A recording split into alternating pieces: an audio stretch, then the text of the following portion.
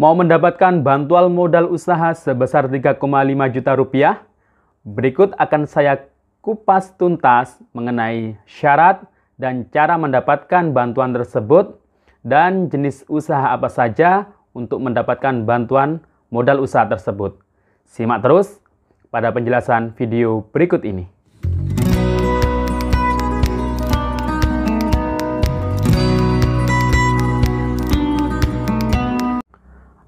Assalamualaikum sahabat YouTube, salam sejahtera, shalom, om swastiastu, namo buddhaya. Sahabat YouTube, balik lagi di channel saya, Sukron Channel. Bagaimana kabar hari ini sahabat YouTube? Saya harap sahabat YouTube semua dalam keadaan sehat, dimudahkan rezekinya untuk hari ini dan seterusnya. Amin. Sahabat YouTube, pada video kali ini, saya akan memberikan penjelasan, mengupas tuntas dan memberikan informasi. Oke, sebelum saya melanjutkan informasi ini, ayo yang baru bergabung silahkan di subscribe dulu channel ini dan ditekan tombol loncengnya agar sahabat YouTube selalu mendapatkan notifikasi pemberitahuan video terbaru dari saya. Dan jangan lupa di share di berbagai media sosial dan di like apabila sahabat YouTube suka dengan video ini. Oke sahabat YouTube, berikut langsung saja saya akan kupas tuntas mengenai syarat penerima bantuan modal usaha 3,5 juta dari Kementerian Sosial. Jadi yang belum dapat bantuan modal atau bantuan Presiden untuk UMKM sebesar 2,4 juta, jangan risau, masih ada bantuan modal sebesar 3,5 juta. Syaratnya apa saja? Yakni yang pertama adalah warga penduduk Indonesia yang mempunyai NIK KTP dan warga tersebut tergolong miskin atau rentan miskin. Kemudian yang kedua adalah warga tersebut merupakan keluarga penerima manfaat atau peserta PKH yang sudah digraduasi. Kemudian yang ketiga adalah warga tersebut atau KPM PKH yang sudah tergraduasi tersebut mempunyai usaha. Nah, saat ini ada 10.000 KPM atau peserta PKH yang sudah tergraduasi dan yang punya usaha atau yang punya rintisan usaha yang terdampak pandemi COVID-19. Nah, masing-masing KPM menerima bantuan senilai Rp500.000. Jadi 10.000 KPM tersebut mendapatkan bantuan senilai Rp500.000 untuk rintisan usahanya. Kemudian, sehingga total anggaran yang diberikan, kalau masing-masing KPM dapat Rp500.000 untuk 10.000 KPM yang tergraduasi, berarti sudah menganggarkan 5 miliar dari Kementerian Sosial. Nah, bantuan itu disebut BSIMU, Bantuan Sosial Insentif Modal Usaha. Bantuan ini diharapkan membuat rintisan usaha ultramikro bagi KPM PKH. Artinya ultramikro di sini adalah usaha yang kategori kecil ya, yang mungkin belum bisa meminjam seperti kredit usaha rakyat dari bank. Nah, itu. Nah, KPM PKH tergraduasi itu diharapkan mampu bertahan di tengah sulitnya ekonomi dengan bantuan ini.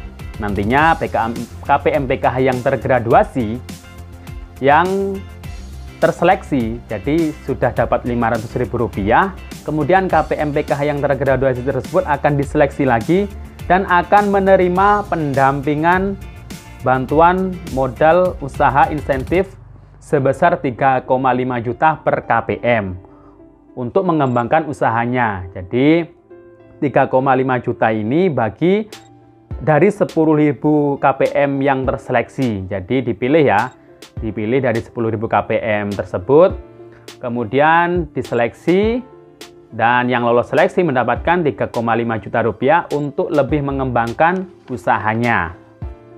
Nah, KPM graduasi yang dimaksud adalah, nah ini ya perlu digarisbawahi, mereka yang masih dalam kategori miskin atau rentan miskin namun tergraduasi atau keluar dari PKH karena sudah tidak mempunyai komponen seperti anak sekolah, SD sampai SMA, anak usia dini 0 sampai 6 tahun, ibu hamil, atau lansia, atau disabilitas berat, dan atau penderita tuberkulosis. Nah, calon penerima bantuan ini dapat mengecek apakah masih terdata dalam DTKS atau belum dengan melogin di dtks.kemensos.go.id.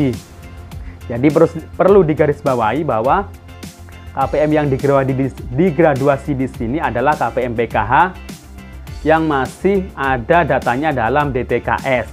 Kalau masih miskin, namun keluar PKH karena tidak ada komponen, itu pasti masih masuk dalam DTKS.